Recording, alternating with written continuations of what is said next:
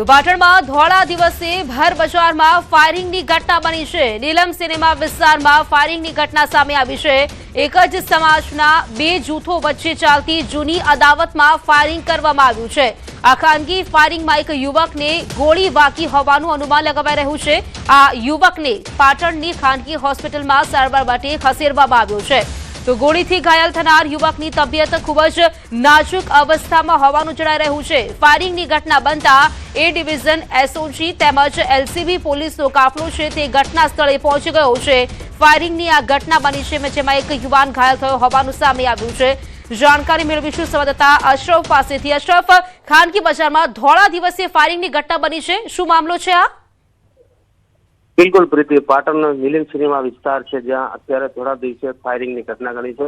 અત્યારે જે રીતે માહિતી મળી છે 1 થી 2 રાઉન્ડ ફાયરિંગ જે સ્વિફ્ટ ગાડીમાં યુવાનો આવી રહ્યા હતા તેમના ઉપર કરવામાં આવે છે, જેના અંદર ફાયરિંગમાં એક યુવકને ગંભીર રીતે ઇજાઓ થતા તેને ખાનગી હોસ્પિટલમાં સારવાર અર્થે ખસેડવામાં આવે છે। ફાયરિંગની ઘટના બાદ તાત્કાલિક એ ડિવિઝન પોલીસ, એલસીબી તેમજ એસઓજી ઘટના સ્થળે પહોંચીને સમગ્ર ઘટનાની ઊંડાણપૂર્વક તપાસ હાથ ધરી છે। પરંતુ અત્યારે જે રીતે પ્રાથમિક માહિતી સામે આવે છે ક્યાંક એક જ સમાજના બે જૂથ વચ્ચે ક્યાંક અંગત અદાવત હતી, એટલે ક્યાંક લઘુમતી સમાજના લોકો વચ્ચેની જે અંગત અદાવત હતી તેના કારણે જ આ ફાયરિંગની ઘટના બની છે। મહત્વની વાત છે કે સમગ્ર ઘટના બની તાત્કાલિક જ પોલીસ પહોંચી ગઈ છે। સમગ્ર ઘટના બાબતે ઊંડાણપૂર્વક તપાસ હાથ ધરી, પરંતુ હજુ સ્પષ્ટ એ નથી થયું કે જે યુવાનને ગોળી વાગી છે તે યુવાનની હાલત કઈ છે। અત્યારે તો જે રીતે સામે આવ્યું કે યુવાનની હાલત ક્યાંક નાજુક છે, પરંતુ પોલીસ સૂત્રો દ્વારા જે રીતે ટેલિફોનિક ચર્ચા કરીને માહિતી મળી કે હાલ ઘટના ઘટી છે, કેટલા રાઉન્ડ ફાયરિંગ કરવામાં આવ્યું, કોને કર્યું તે તમામ દિશામાં હાલ પોલીસે તપાસ હાથ ધરી છે। પરંતુ ચોક્કસ હાલ જે માહિતી સામે આવી છે કે લઘુમતી સમાજના યુવાનોને ક્યાંક અંદરો અંદર અંગત અદાવત તેના કારણે સમગ્ર ઘટના બની છે। પ્રીતિ,